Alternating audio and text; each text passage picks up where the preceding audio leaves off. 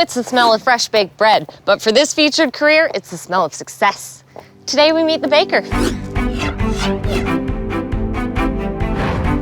Hi, Brittany, I'm Viviana. Hi. Nice to meet you. Nice to meet you too. Welcome to Cowichan Bay.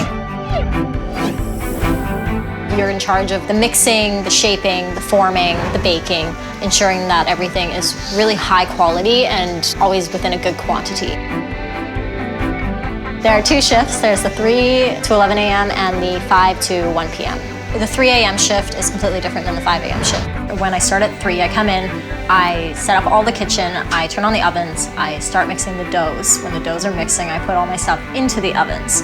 So it takes me about an hour, hour and 15 minutes to mix all my doughs and get the day ready to go. In one day, we do puff pastry, butterflies, cheese sticks, cheese swirls, granola, like cookies, and everything. Like you have to move fast. When you start at 5, all the doughs are already mixed, so you start shaping and forming the loaves so the 3 a.m. person can put them into the oven. So Brittany, what am I making? We're making French croissants. Okay. We're going to start by just folding it over. Folding it over? Yeah, and then you're gonna fold it over again. Fold it over again. Yeah, and then you're gonna grab it with your hand and you're just gonna kind of tug it. Okay. And you're just gonna start rolling it. Tug and roll. When I was in grade 10, I won the Junior Culinary Arts Award, and from there I knew that I wanted to do something with food. So I went up to the Queen Charlotte Islands when I was 19 years old, and I started working with bread there. From there, I applied to the Art Institute in Vancouver, and I started going there full time. So that was a 1-year course, and I obtained my diploma and I had honors. From there, I moved back to the island and I applied here. And it's really good because when you enjoy what you do, when you enjoy the people you work with, it's easy to do it. And you're just gonna fold it over so that it has the arms. There you go, and that's your French croissant.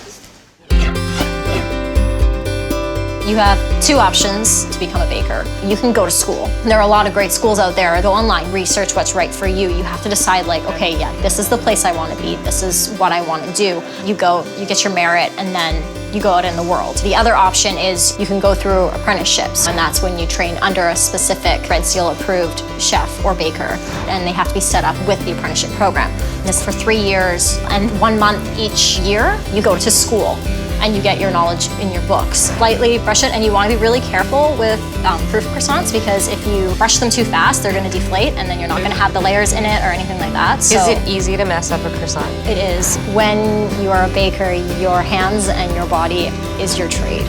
So it's very important to have hand skills and be very dexterous. You can't really be weak or lazy. You do need to follow your recipes really carefully because you do have to make sure that measuring and scaling is consistent because you don't want one day it to be just superb and delicious and the next time they come in and be like, this was really salty because you added an extra 10 grams of salt. It makes a difference. You're gonna give it a nice shot of steam. Ooh. Yeah, and rebake it for 15 minutes. What does the steam do when you throw it in It the creates steam? like the layering of the croissant and it gives it like a really nice crust. Communication is the most important thing in any kitchen. You know, if someone puts something into your oven but doesn't tell you, you're gonna smell something before you even know.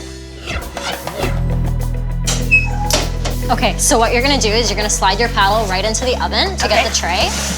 There you go, make sure it's right on your board. There's a whole bunch of different things you can do. You can work in pastry shops, you can work in bakeries, you can work in gluten-free facilities, you can work in factories, you can work in small town places like this. The possibilities are endless. Within 10 years, I'm hoping to open my own establishment based around cakes and breads. Perfect. Nice. There you go. Teamwork.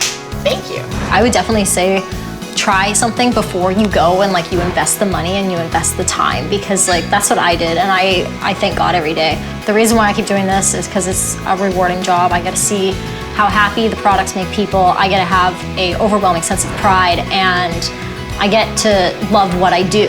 Thank you so much, Brittany. I had so you're much welcome. fun today. Me too. Bye. Once again, this is Career Trek, and I'm Viviana reminding you that this career could be yours. We'll see you next time.